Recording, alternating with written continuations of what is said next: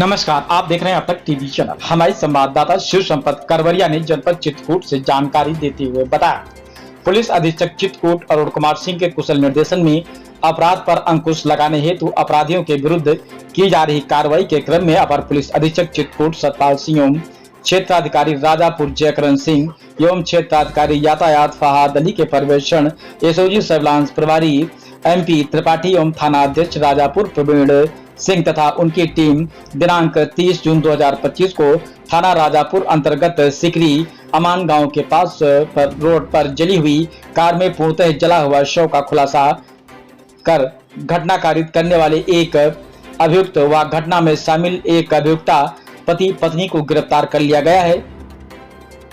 उल्लेखनीय है कि दिनांक 30 से 2025 को थाना राजापुर को डायल 112 के माध्यम से सूचना प्राप्त हुई कि 4:30 बजे लालता रोड से राजापुर की तरफ आने वाली सड़क पर ग्राम सिकरी अमान के पास एक गाड़ी अल्टो के 10 रजिस्ट्रेशन नंबर MP 19 CB 3053 की जलने की सूचना पर फायर ब्रिगेड को बुलाकर आग को बुझाया गया, जिसमें एक अज्ञात शव पूरी तरह से जल चुका था। दिनांक 2 जुलाई 2025 को वादी गिरजा शरण सिंह पुत्र स्वर्गीय जौहरीलाल निवासी कंधवनिया थाना राजापुर जनपद चित्रकूट थाना राजापुर में सूचना दी कि दिनांक 30 से 25 को सोशल मीडिया के माध्यम से जानकारी प्राप्त हुई कि ग्राम सिकरी अमान राजापुर छीबो रोड पर किनारे एक अल्टो कार जिसका नंबर MP 19 CB 3053 सड़क के किनारे खड़ी है, उसमें एक शव भी पूर्ण रूप से जला हुआ मिला, जिसकी पहचान नहीं हो पा रही थी। उक्त गाड़ी मेरे साले सगमेंद्र सिंह के नाम है, जिसको हमारे दामाद सुनील सिंह पुत्र अवध बिहारी सिंह निवासी कनपुरा थाना जवा जिला रीवा मध्य प्रदेश द्वारा चलाई जाती है। बेटे सत्येंद्र सिंह मौके पर अमान गांव गए, उन्होंने देखकर बताया कि यह वही कार है जो मेरे दामाद सुनील सिंह चलाते थे। पुत्री हेमा सिंह से पूछने पर बताया गया कि सुनील दिनांक 29/6/25 को मोबाइल नंबर 9039033661 लेकर शाम 8 बजे हार्वेस्टर के ड्राइवर को लेने के लिए सुल्तानपुर अकेले ही निकल गए थे। सुनील से करीब 11:15 बजे बात हुई थी कि सुनील ने बताया कि मैं इस समय रामबाग बरगढ़ के पास में हूं। उसके बाद मोबाइल स्विच ऑफ हो गया था। पता चला कि गाड़ी में पुलिस को जला हुआ मोबाइल व सिम भी मिला, लेकिन शव की पहचान नहीं हो पाई, ना ही सुनील सिंह अभी तक मिले हैं। ऐसे में मेरे दामाद सुनील सिंह की अचानक गाड़ी में आग लगने की मृत्यु हो सकती है, लेकिन ये आशंका है कि इन्हीं अज्ञात व्यक्तियों द्वारा मेरे दामाद की हत्या करके गाड़ी में आग लगा दी गई हो, जिससे शव पहचाना ना जा सके। आगे क्या कुछ कहा, आइए चलते हैं हमारे संवाददाता के साथ। एक लालता रोड की तरफ से आने वाली कार अल्टो कार सड़क के किनारे धू करके जल गई थी, और जब पुलिस को सूचना मिली, इसे बुझाने के लिए फायर ब्रिगेड के लोग भी पहुंचे, तो आग शांत करने के बाद लगा कि ड्राइविंग सीट के बगल वाली सीट पर कुछ मांस का लोथड़ा पड़ा हुआ है, जो लग रहा था कि यहाँ इस सीट पे कोई और बैठा। गाड़ी का नंबर प्लेट सही सलामत बचा था। उस नंबर प्लेट को जब ट्रेस किया गया तो पता चला कि ये सतना के किसी व्यक्ति का है। उस रजिस्ट्रेशन नंबर पे सर्च करने पे जो नंबर था मोबाइल नंबर, वो नंबर बंद जा रहा, नहीं लग रहा। लेकिन चालान में यह पता चला कि इस गाड़ी के प्रयागराज में कई चालान हुए, तो उससे यह लगा कि नंबर भले सतना का है, ये गाड़ी प्रयागराज में चलती है। बहरहाल थोड़ी देर बाद स्थानीय जनता और प्रधान इन लोगों से जानकारी मिली उस व्यक्ति के बारे में जो सतना का था, वो यहीं के रहने वाले, और ये गाड़ी उनके नाम सही थी। वो चूंकि उनकी सेवाएं अब सेवानिवृत्त हो गए थे, तो नेपाल में किसी फैक्ट्री में वो काम करते हैं, यहाँ का नंबर नेपाल में नहीं पकड़ रहा था। फिर व्हाट्सएप कॉल पे उनसे बात हो गई और उन्होंने बताया कि ये गाड़ी उनकी है, लेकिन उन्होंने अपनी भांजी दामाद को गिफ्ट कर दी। और फिर वहीं से पता चला कि भांजी दामाद कहाँ रहते हैं, कैसे रहते हैं। जो परिस्थितियां थी उन परिस्थितियों से ये लग रहा था, और जैसा कि उनके घर जाकर के पूछताछ करने पर उनकी पत्नी ने बताया कि वो शराब बहुत पीते थे। कैमरों ने इसमें हमारी बड़ी मदद आपके माध्यम से, और आज संयोग से जनता के लोग इसमें काफी संख्या में बैठे हैं। तो मैं अपील करूंगा कि सीसीटीवी कैमरे महंगे नहीं, सभी कम से कम अपने घर पे, अपनी सहन पे, अपने घर से गुजरने वाली सड़क पे अगर एक कैमरा लगा दें तो इस तरह की घटना, दुर्घटना या झूठी नामजदगी हो जाती है, सब नहीं होती। तो आज मतलब जनता के भी लोग हैं, आप सबसे मैं अपील करूंगा, कैमरे में जब इनके चलने का जो मूवमेंट, झटपट रीमा के टोल पे बड़ी तेजी से गाड़ी आई और उसमें समझ में नहीं आया कि इसमें 2 आदमी है कि 3 आदमी है कि 1 आदमी। तो उसके बाद हमारे बरगढ़ के कैमरे में आई है, बहुत तेज चला। उस कैमरे में भी संयोग से रात के वजह से नाइट विजन कैमरे नहीं होंगे, इस नाते थोड़ा धुंधली सी बात। सबसे जो हमारे लिए स्ट्राइकिंग था, बरगढ़ मोड़ से शुभ ढाबा पहुंचने में इन्हें 1.5 घंटे लगे। कितने हैं? 1.5 घंटे लगे। तब लगा कि भाई बरगढ़ से शुभ ढाबा 5 मिनट का रास्ता, 1.5 घंटे कहां। और ये बाद में पूछताछ में आया, ये शंकरगढ़ की ओर मुड़े। इनका घर भी यद्यप की मध्य प्रदेश में है, लेकिन शंकरगढ़ से 10 किलोमीटर। ससुराल यहाँ है और इनके साधु वगैरह सब यही है।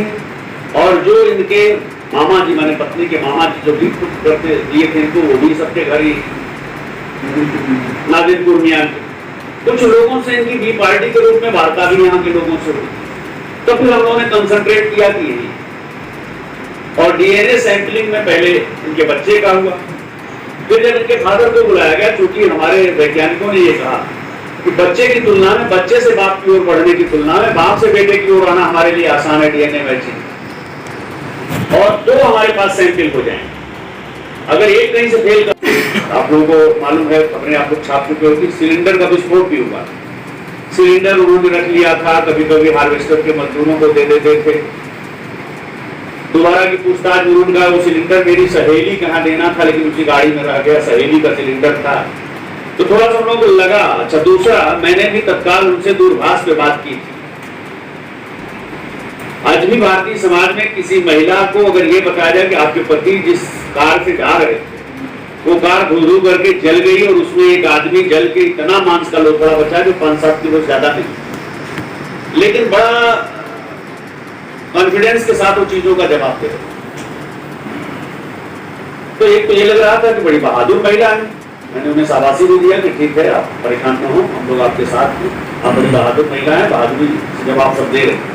लेकिन अंदर से एक संशय भी होता है कि समाज में हमारे अभी भी महिलाओं को पता चले, जिस वाहन से हमारे पति जा रहे थे वो जल गया और उसमें कोई डेड बॉडी जली हुई बहुत थोड़ी थोड़ी बची है, तो जो अकुलाहट या अकुलता होनी चाहिए वो नहीं थी। हमारी जो टीम उनसे बात करने गई थी, उस टीम ने भी फिर वहां से बाद में बताया कि साहब उनके चेहरे पे कहीं न कहीं से कुछ और था। तो थोड़ा डाउट हुआ।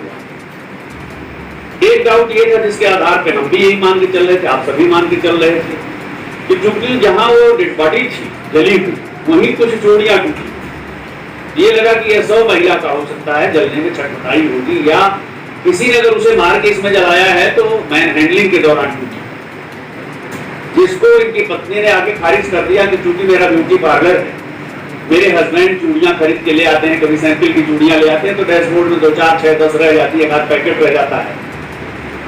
तो फिर हम लोगों को लगा कि ये जो हम महिला तक पहुंच रहे थे, ये लाइन एक तरह से चूड़ी के आधार पे तो फिलहाल बंद होती दिख रही। इलेक्ट्रॉनिक सर्विलांस में भी इनके नंबर की सीडीआर पे कहीं कोई ऐसी चीज हमें नहीं, वो होता है इन्वेस्टमेंट जो हम प्रीमियम देते हैं उस पर हमें कुछ बाद में मिलता भी है। एचडीएफसी ने टाटा एआई से उनका कोलैबोरेशन, तो 2 करोड़ का इनका बीमा इन्वेस्टमेंट वाला कराया कि जो आप प्रीमियम दे रहे हो ये बाद में वापस भी ले सकते हो, मिल जाएगा। और अक्टूबर 2024 से ये तलाश में थे कि हमारे कदकाठी हुलिया का कोई आदमी मिले जिसके साथ हम ऐसा करें, और ऐसा व्यक्ति हो जिसे फिर कोई पूछने वाला न हो ये भी तो था, मेरे साथ कुछ हो जाएगा, मेरा परिवार खड़ा है ना। तो ऐसा कोई व्यक्ति मिल जाए, ये खुद कहता है साहब हम सोच रहे थे कोई ऐसा आदमी हो कि जिसके मर जाने से दुखी होने वाले, पीड़ित होने वाले लोग ना। ये करते करते इनको जून के आखिर में ये लड़का मिला, जैसा इन्होंने बताया। तो डीएनए मैचिंग से होगा कि वही है कि कोई और। अभी तक जो ये बता रहे हैं उस कहानी से सारी चीजें जुड़ रही, इस नाते हम विश्वास कर रहे हैं। वो ड्रग एडिक्ट है, 2 भाई हैं। ये तो कहते हम जानते भी नहीं थे कि दूसरा भाई उसका है। इनको शराब की भट्टी पे 1-2 बार मिला था। जब उस दिन मिला तो इन्होंने उसको बढ़िया खाना खिलाया, घुमाया, पिलाया, सब कुछ किया और शाम को छोड़ दिया। उस आदमी ने कहा कि आप तो भगवान हैं, कौन ऐसे पराये को इस तरह का खाना खिलाता है? ऐसा खाना तो मुझे लगता है मैं पिछले पता नहीं सालों से नहीं खाया। अगले दिन इन्होंने फिर बुलाया, वो बलि का बकरा उसे बनना था। फिर आया, दिन भर खिलाया पिलाया, दारू पिलाया, सब कुछ किया। 29 तारीख और शाम को जब अंधेरा हो गया तो आराम से उसके साथ ये बैठे कि कोई नहीं जाना। उसी मकान में इनकी बुआ है, इनकी पत्नी की बुआ मीना सिंह, पहले वो भी नाम निकल गया नशा, उन्होंने देख लिया। उन्होंने इनकी पत्नी से कहा भी कि कौन गाड़ी में बैठ के गया? तो पत्नी ने पति से रास्ते में शेयर किया, तो आप कह रहे हो कि कोई किसी को जानकारी नहीं, हमसे तो बुआ ही पूछ रही। फिर उन्होंने कहा बुआ को समझा देना, किसी से बताएंगे। उन्होंने बता दिया बुआ को, किसी से समझाना पता नहीं कौन। उसके बाद लेके चले, पहले दिन भर पिलाए थे। रास्ते में एक मध्य प्रदेश के किसी ठेके से फिर लिया इन्होंने चमरिया, और वहां से फिर पिलाया और पी के वो बिल्कुल बेसुध हो। घर से ये कपूर की गोलियां लेके चले, सिलेंडर सुनियोजित तरीके से वो 5 लीटर वाला रखते, और डीओ इनके हिसाब से डीओ सर इनफ्लेमेबल है, जल्दी जलता है।